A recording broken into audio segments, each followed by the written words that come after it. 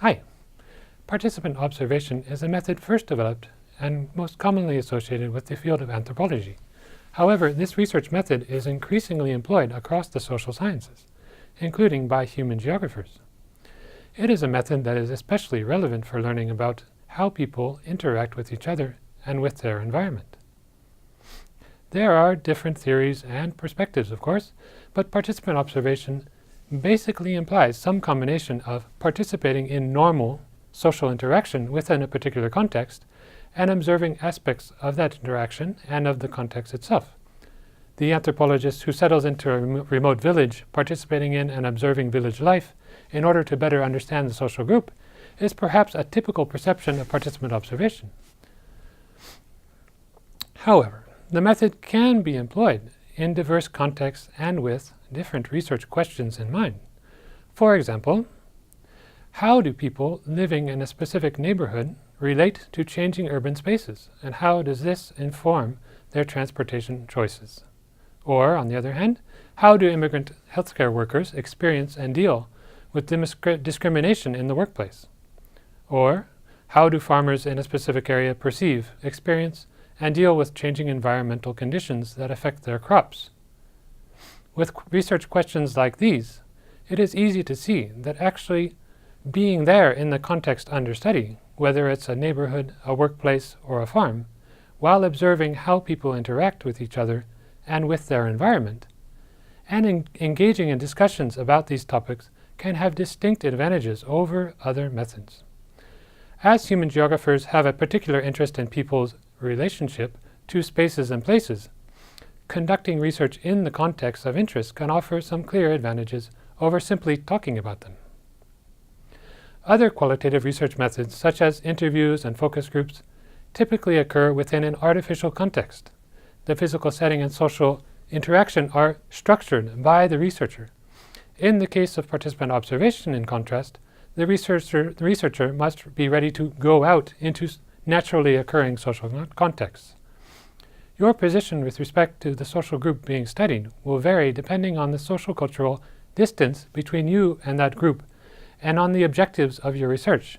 There are perhaps two particularly important points to be aware of when using the participant observation research method. First is to recognize that your experience of or interpretation of a place or activity is almost certainly different from how the social group you are studying experiences them. This is sometimes referred to as the difference between an emic versus etic, or insider versus outsider perspective or description. The researcher is typically an outsider and will probably never become an insider, nor is this necessarily a desirable objective. Although the goal of participant observation may be to get a faint glimpse of reality from the insider's point of view, being able to communicate these findings to other outsiders requires maintaining a certain degree of objectivity and distance. To begin to anticipate expected social behavior and understand the meaning that participants give to it requires time and growing familiarity with the context. It involves a combination of observing, participating, and talking with people in the context to attempt to understand, in the words of the anthropologist Clifford Geertz, what the devil they think they are up to. Secondly, it is important to keep in mind how your presence in the context affects what occurs.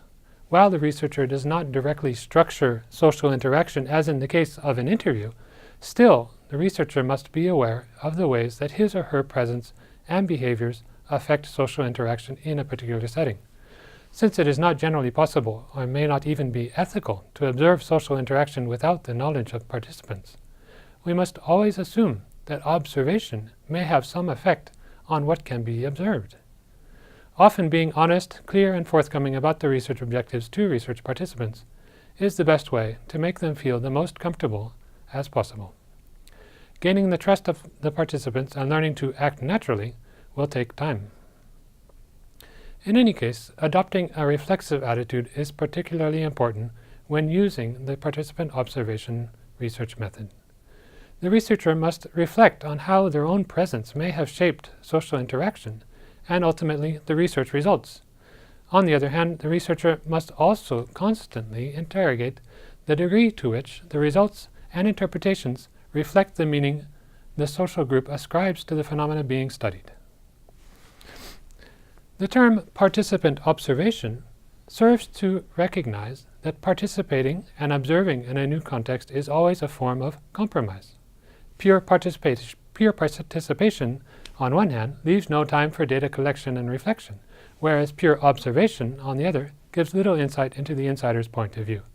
Instead, a compromise or back-and-forth movement between the two activities allows one to gain some perspective while also maintaining a measure of objectivity, as well as the ability to take notes, evaluate, and analyze. While I have mentioned some of the advantages and caveats of participant observation as compared to other methods such as interviews or focus groups, in practice such methods are often employed in parallel or even combined. A variety of different methods are used to benefit from their distinct advantages and obtain diverse perspectives in attempting to address the research question.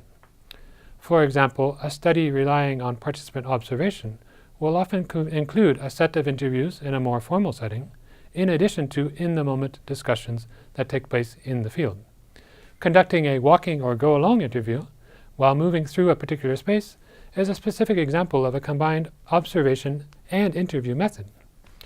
In any case, different methods provide different viewpoints on the research question at hand, and multiple methods paint a more complete picture of social reality.